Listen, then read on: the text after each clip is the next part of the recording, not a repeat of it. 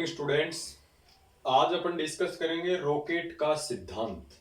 और इससे previous lecture में अपन कर चुके हैं कि रॉकेट क्या होती है, रॉकेट की गति किस सिद्धांत पर आधारित है, रॉकेट में क्या क्या संरक्षित रहता है, रॉकेट के अंदर रेखीय संवेग हमेशा संरक्षित रहता है, और रॉकेट की जो गति है वो न्यूटन के तीसरे नियम क्रिया प्रतिक्रिया नियम के ऊपर आधारित है। और रॉकेट है वो जेट के सिद्धांत पर कार्य करता है। आज अपन उस जेट के सिद्धांत के बारे में डिस्कस करेंगे कि रॉकेट का सिद्धांत क्या है। अपन ने यहाँ पर एक रॉकेट ली है और रॉकेट में अपन क्या पढ़ चुके हैं कि रॉकेट के अंदर जो टैंक होता है उसके अंदर ऑक्सीकारक पदार्थ और ईंधन होता है, वो दोनों जब मिलकर जलना स्टार्ट करते हैं तो उस टैंक का प्रेशर काफी बढ़ जाता है। और टैंक का प्रेशर जब बढ़ता है तो उससे हीट उत्पन्न होती है, उष्मा उत्पन्न होती है, और वो उष्मा है वो उच्च दाब पर नीचे की तरफ बाहर निकलते हैं। तो रॉकेट की गति है वो आगे की ओर बढ़ती है। अपन मान लें कि माना किसी समय टी के ऊपर रॉकेट का ईंधन के सहित वजन है वो कैपिटल एम है, यानी रॉकेट का द्रव्यमान कितना है, कैपिटल एम है। तो सबसे पहले अपन डिस्कस करते हैं कि रॉकेट का सिद्धांत में माना टी समय पर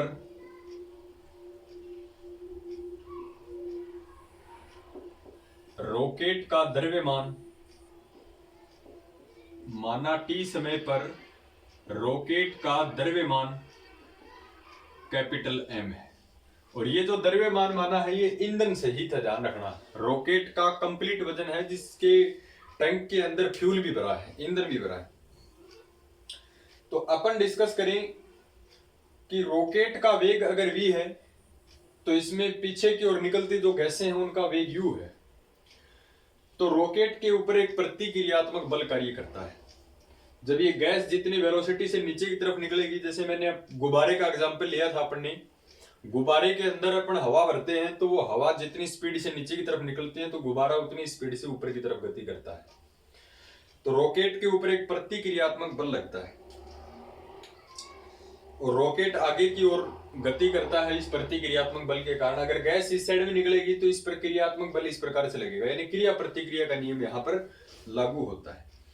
तो यहाँ पर एक गैस के वेग की बात करें अपन, तो रॉकेट के सापेक्ष गैस का वेग है वो u है, रॉकेट खुद का वेग v है। यहाँ पर एक वेग और लिख रखा अपन ने vr। इसका इंपोर्टेंस है। vr का मतलब होता है कि निर्वातित गैस का वेग,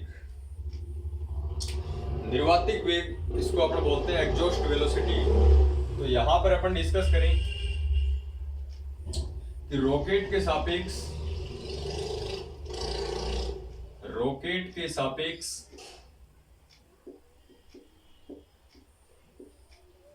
गैस का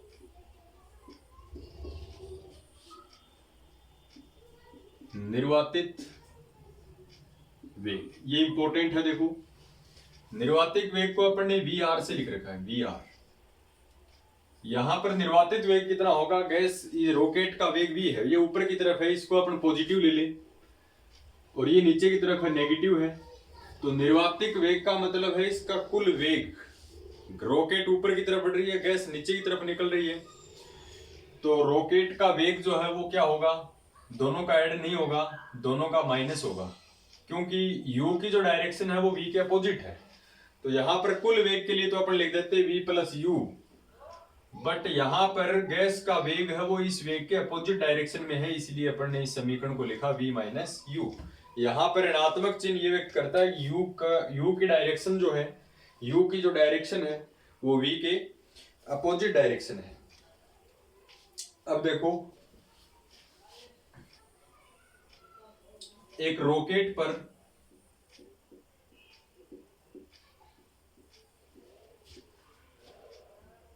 दो बल कार्य करते हैं, एक रॉकेट के ऊपर दो बल कार्य करते हैं।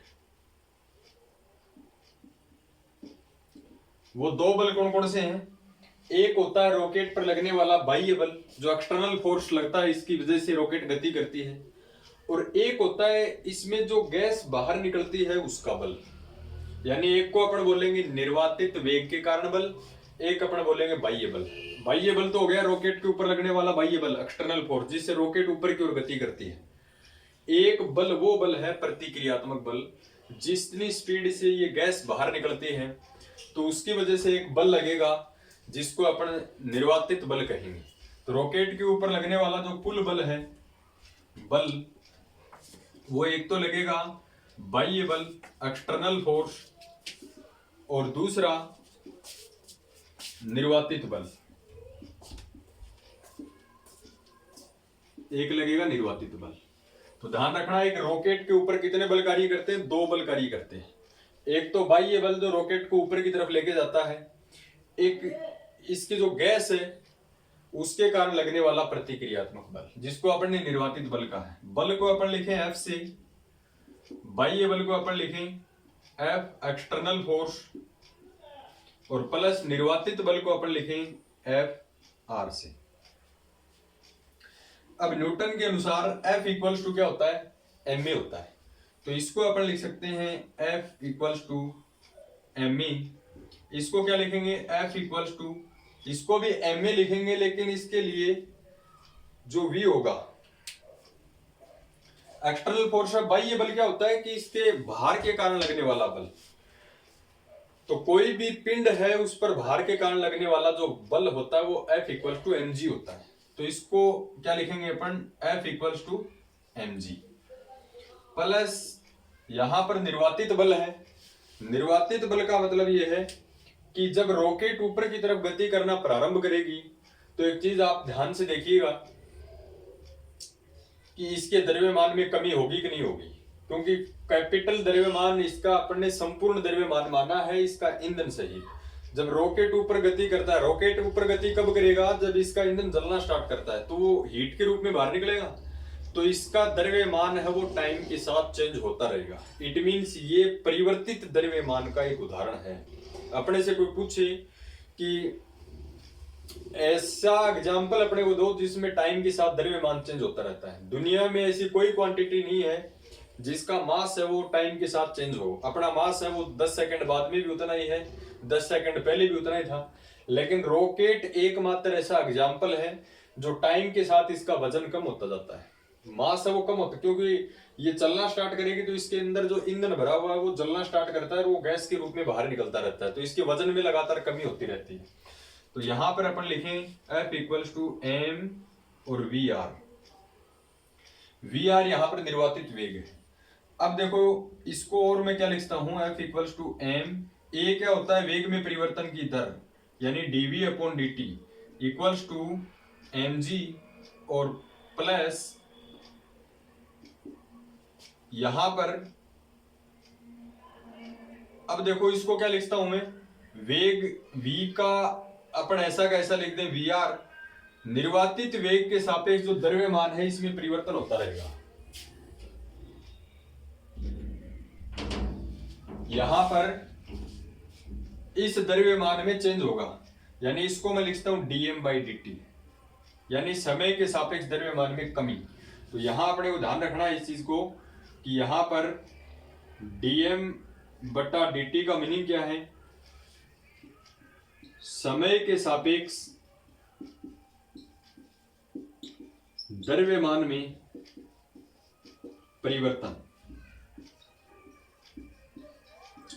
d बाई dt का मतलब परिवर्तन, और किसमें परिवर्तन, द्रव्यमान में परिवर्तन। यहां पर अपन ने क्यों लिखा है dm बाई dt, क्योंकि इसका द्रव्यमान है वो लगातार टाइम के साथ चेंज होगा।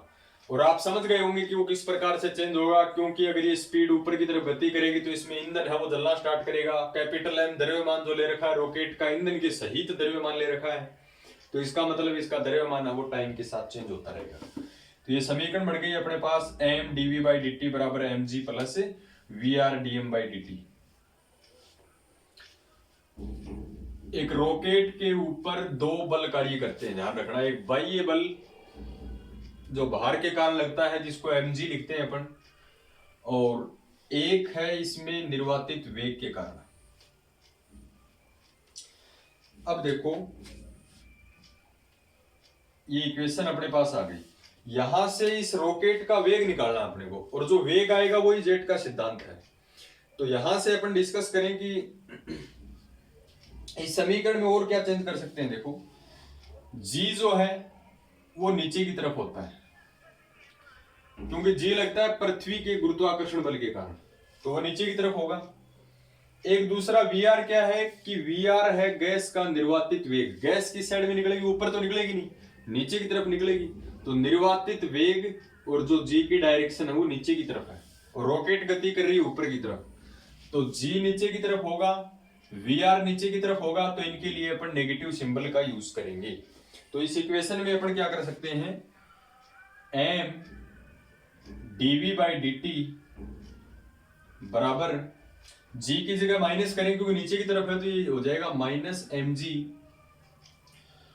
और यहां पर वी आर की डायरेक्शन भी नीचे की तरफ है, तो ये भी अपन minus we R D M by D T, यानी द्रव्यमान में परिवर्तन टाइम के साथ। क्या किया अपन इस इक्वेशन में, इस जी की वजह से माइनस लगाया इसको, और इसमें वी आर की वजह से माइनस में लगाया, क्योंकि रॉकेट का वेग है ऊपर की तरफ जो पॉजिटिव है, वी आर की डायरेक्शन नीचे की तरफ है, नेगेटिव का यूज लिया, जी हमेशा नीचे की ओर लगता है पृथ्वी के गुरुत्वाकर्षण के कारण, वो नीचे की तरफ अपन ने लिया। अब अपन क्या करेंगे, इस m को हटाएंगे यहां से, तो m का भाग देते हैं पूरी इक्वेशन में, तो m का अपन भाग दे पूरी इक्वेशन में, तो क्या आ जाएगा dv by D t equals to minus m का भाग देंगे तो केवल g बचेगा, और माइनस वी आर, इसमें भी m का भाग देना पड़ेगा अपने को, dm बाई डी टी। अब इसको dt से गुणा करते हैं अपन पूरे से, तो dt से गुणा करें तो यहां बचेगा dv, कैंसिल हो जाएगा, dt equals to minus g, और इंटू में dt, g के इंटू में क्या लगेगा dt, और minus we r upon m, dt से गुणा करेंगे तो dt कैंसिल, ही आ जाएगा dm। अपने को वेग चाहिए तो इसे अवकलन का चिन्ह हटाना है, तो बाय इंटीग्रेशन, समाकलन करने पर इसका समाकलन करें तो सभी जगह अपन समाकलन का चिन्ह लगाएंगे। देखो dv बराबर माइनस जी बाहर आ जाएगा, समाकलन dt माइनस वी आर बाहर आ जाएगा, समाकलन dm अपॉन m।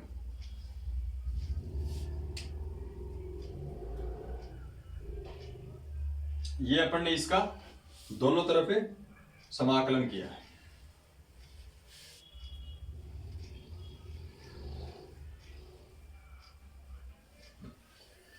अब इसका इंटीग्रेशन अपन करते हैं। देखो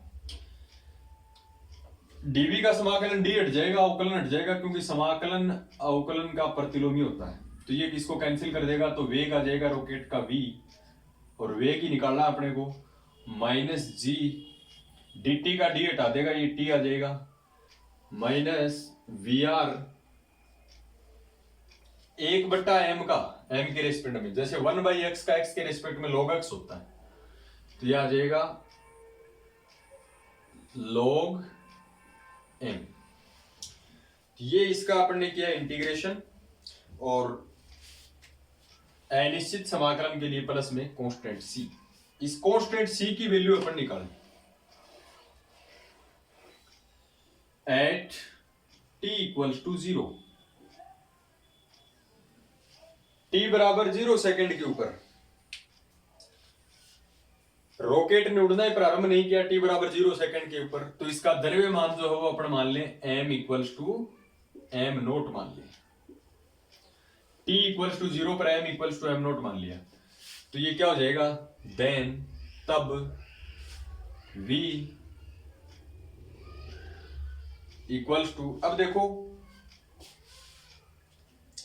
रॉकेट का द्रव्यमान अपन ने m नोट मान लिया, तो t बराबर 0 पर इसका वेग भी कितना मान लें अपन, v नोट कंसिडर करें, तो v की जगह अपन v नोट कंसिडर करें, इक्वल्स टू t की जगह 0 किया तो ये 0 minus we r log m naught plus c। क्या किया इस इक्वेशन में, t का मान 0 रखा, t का मान 0 रखा तो दिस इज 0, v की जगह v नोट रखा, m की जगह m नोट रखा, तो यहां से c की वैल्यू कितनी आएगी, ये माइनस का इस साइड में आएगा प्लस का, तो v naught plus we r और log m नोट। अतः v इक्वल्स टू सी की वैल्यू पुट करते हैं, सी की वैल्यू आ गई v naught plus we are log M naught, तो v equals to minus ji t minus we are log m, और c की वैल्यू है v naught plus we are log M note.